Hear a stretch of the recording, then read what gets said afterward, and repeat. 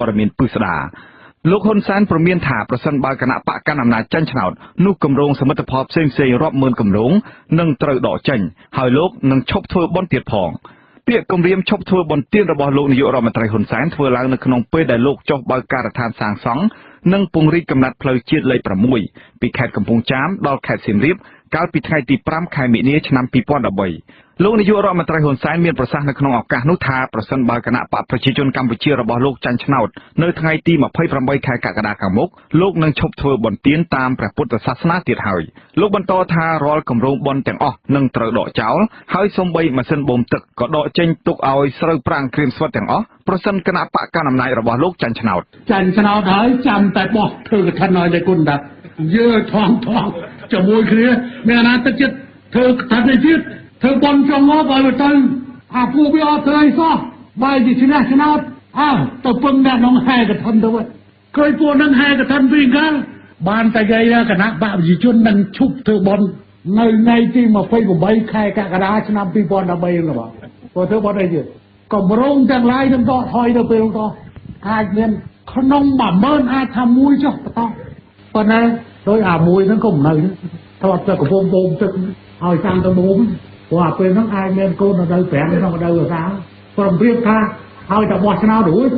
នឹងទៅបូមទឹកឈប់បូមទឹកបដ យើងត្រូវស្គាល់បដ បដិជគុណលួនសវ៉ាដែលជាប្រសង់ដែលគេស្គាល់ពីសកម្មភាពតវ៉ារំលោភសិទ្ធិមនុស្សនៅកម្ពុជាមានថេរដីកាពីរដ្ឋ Washington សហរដ្ឋអាមេរិកថាការអះអាងរបស់លោកហ៊ុនសែនបានបង្ហាញឲ្យឃើញយ៉ាងជាក់ស្ដែងថាការធ្វើបុណ្យទានឬការកសាងសមិទ្ធផលផ្នែកព្រះពុទ្ធសាសនាកន្លងមកគឺធ្វើឡើងដោយមិនស្មោះត្រង់និងចិត្តជ្រះថ្លាក្នុងនាមជាមេដឹកនាំនោះឡើយអ្វីដែលគាត់ធ្វើបុណ្យនៅក្នុងការកសាងសមិទ្ធផលផ្សេងៗហ្នឹងវាហាក់បីដូចជាមិនស្មោះត្រង់ចំពោះបុណ្យគេហៅថាបុណ្យចំនួនទានចំនួនដើម្បីបានចំណេញគឺជាទានដែលមិនបរិសុទ្ធមិនស្អាតអាចហៅថាជាកញ្ជះទានឬក៏ទេសទានគឺយកទានជាធ្លាក់យកបុណ្យជាធ្លាក់ហើយយកអំពើល្អរបស់ខ្លួនហ្នឹងដែលប្រកបដោយភាពមិនបរិសុទ្ធភាពមិនស្អាតល្អ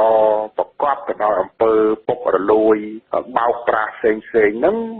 ថាខ្លួនជាអ្នកធ្វើបុណ្យថាខ្លួនជាអ្នកធ្វើល្អប៉ុន្តែអំពើល្អហ្នឹងប្រៀបបានដូចជាថ្នាំពឹសថ្នាំពុល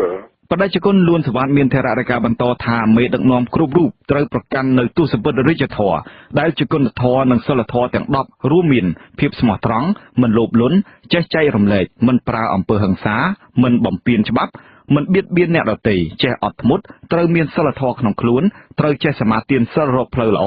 និងត្រូវប្រកាន់នៅចរិតសុភាពរាបសារចាលោកនាងកំពុងស្ដាប់ការផ្សាយរបស់វិទ្យុអាស៊ីសេរី